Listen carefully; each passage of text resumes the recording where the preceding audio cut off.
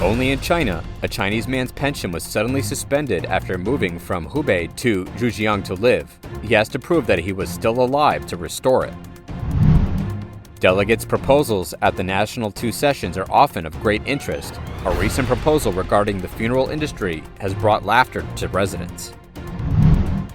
Hong Kong top action star Donnie Yen has just joined the Chinese Communist Party as a new CPPCC National Committee member. The star is now facing backlash for his recent pro-CCP remarks. According to a Chinese expert, China might be facing many challenges, from sluggish economy to potential coups and assassinations among party members.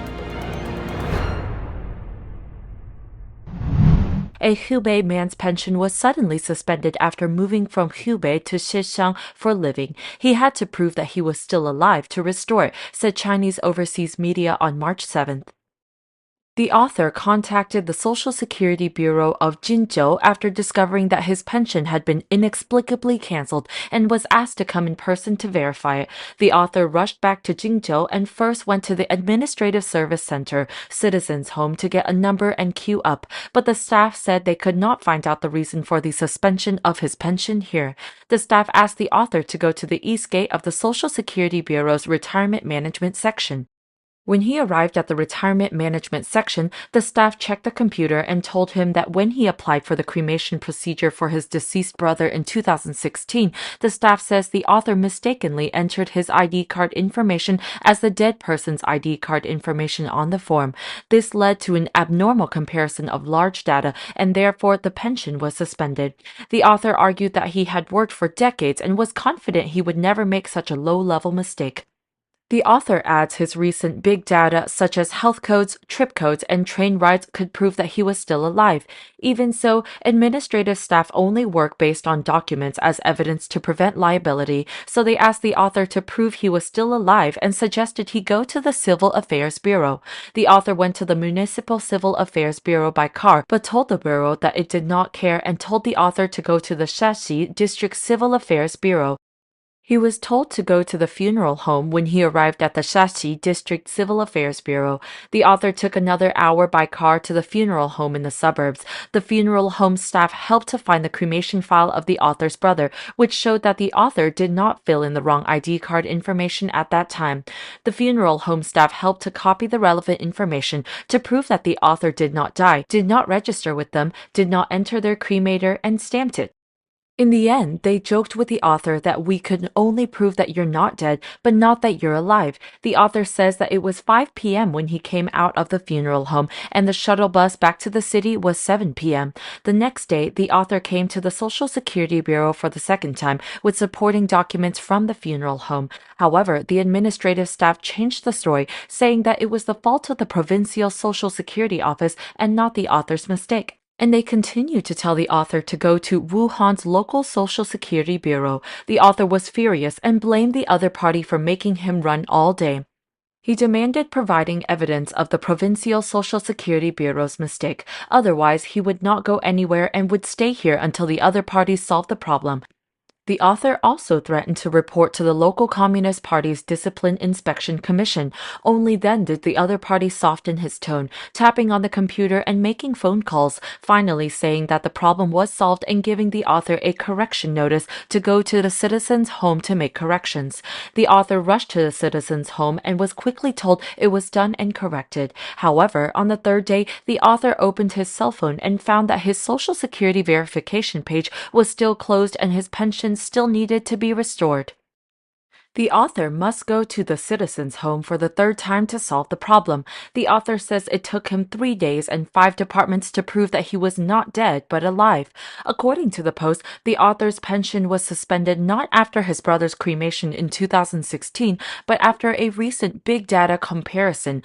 The author also mentioned that he had moved from Hubei to Zhejiang. Whether the author's experience relates to the massive deficit in the CCP's pension fund is still being determined. A Chinese netizen mocked back, "This is nothing, the good times are still ahead." According to Vision Times, the Chinese government's 2 sessions are being held and the delegates' proposals are of great interest. A National People's Congress delegate offered to provide free cemeteries and urns for the people, making Chinese netizens laugh at its impossibility, as they also wondered why the Chinese suffer so much right now. According to Jimu News, Pan Baochun, an NPC delegate, recently suggested the Chinese government should invest in planning free cemeteries and issuing funeral law as soon as possible to correct this industry's chaos, as well as innovating burial methods and providing free cemeteries and urns for the deceased. This topic has caused heated discussions among Chinese netizens. Vision Times quoted some Weibo netizens asking, "It's good to offer free urns and cemeteries, but there's not enough room for the living, so how can you provide free cemeteries? This proposal cannot be passed. Such a proposal that really thinks about the people will make industrial production stop sucking people's blood. How can this proposal be approved?" Someone commented, "Haha, this is the darkest and most lucrative property in the civil system. This proposal is impossible. Cemeteries in some places have even caught up with housing prices in second and third tier cities." Someone said, "The proposal is good, but the implementation resistance is too great. The first objection to the cemeteries and urns sale will come from those behind having benefits from this. I predict after this, the bosses and stakeholders behind want to devour the expert who made this offer. We don't expect it to be free because it can't be done, but we hope the costs involved can be reduced. Life is already exhausting. Let everyone ease the burden after dying, and the living won't be overwhelmed by excessively high funeral costs." Chinese people living as a property slave, dying as a cemetery slave. NetEase on March 4th published an article saying 2 essential things in life are buying a house and a grave. The newspaper read, "Living with debt for the whole life, still be in debt after death. When living, being a property slave, after death becoming a cemetery slave. Many elderly people are afraid of death, and from the moment they die, how much money needs to be spent? The funeral costs even add up to tens of thousands of yuan. Chinese people say living by house, dying by grave is a necessity. Currently, in many areas, the price of a square meter in a cemetery is higher than a house. The deceased's family even has to pay cemetery management fees every year. Some people think buying cemetery land is too expensive. Sina newspaper once listed 10 exorbitant price tombs, ranked first by the Anluo Cemetery in Xiamen City, Fujian Province, for 8 million yuan, more than $1 million. The price of 78 square meters or 840 square feet in Shenzhen Public Cemetery is 2.2 million yuan or $316,000. A grave in Huasha Cemetery in Chongqing City also sold for 1.88 million yuan or $29,000. In Beijing, Shanghai, Shenzhen, and other cities, the price of many cemeteries have reached 200,000 yuan per square meter. Thus, NetEase concluded, death is not the end of liberation, but the beginning of the burden. Expert, Chinese people's living is hard, dying is harder. Responding to the Chinese people's living is hard, dying is harder topic, Kang Jiangguo, a retired lecturer at Yale University, told RFA that since the 1990s, coastal areas such as Fujian and Xizang were the first wealthy areas, and Wenzhou City was the hardest hit. Kang Jiangguo said, after the reform and opening up, grave land has become increasingly expensive. The common class could not afford to buy graves. Now it has become very tactless to dig graves in the Qingming period. Chinese people say cemeteries are more expensive than real estate. The retired lecturer said coffin burial is now being restored in rural areas, taking up more land and consuming more wood. The people have to pay a higher price for this. It also causes violence. I saw the Jiangsu province government dig up people's coffins and burn them, arousing public outrage. The evil consequences caused by the Chinese government have reached an irreparable point. Hong Kong top action star Donnie Yen, who is famous for the iconic role in IP Man, has just joined the Chinese Communist Party as a new CPPCC National Committee member. The star is now facing backlash for his recent pro-CCP remarks in an interview with GQ magazine. Donnie Yen's remarks about the 2019 protests in Hong Kong after the implementation of the national security law has sparked outrages among Hong Kong residents. He told GQ in an interview published late last month, "It wasn't a protest, okay? It was a riot." The action star said that his remarks might upset some people, but he was speaking from his experience, adding that he did not want to get political. He also criticized Western media like CNN or BBC for never mentioning the party's achievement.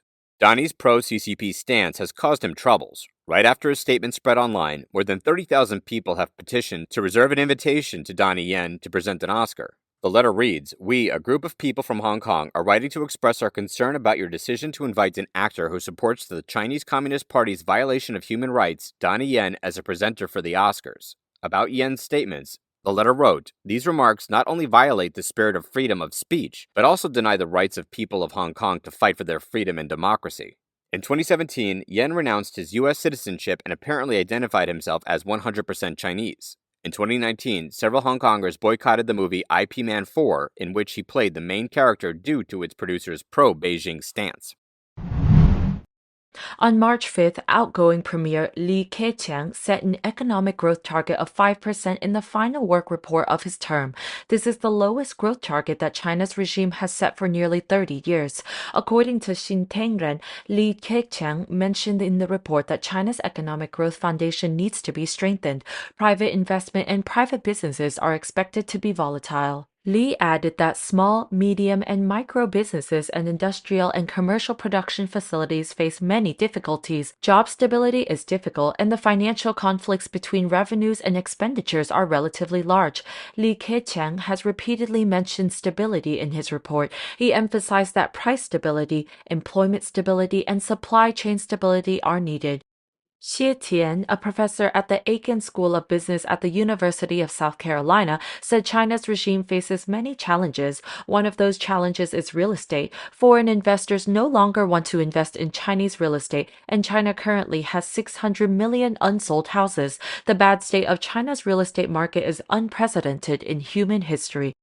Ye added that the unemployment rate among young people in China is more than reported. In particular, the unemployment rate after the Lunar New Year is very high. Xie thinks the unemployment rate in China will increase even faster because many foreign businesses are withdrawing from China. The Aiken professor believes that in such a problematic situation, Xi Jinping will face more pressure, internal conflicts within the CCP will get worse, there will even be coups, and cases of various assassinations will not decrease but also increase. In addition, Xie said that the US and Europe's increased blockade of China's regime would take the Chinese economy back 20 years.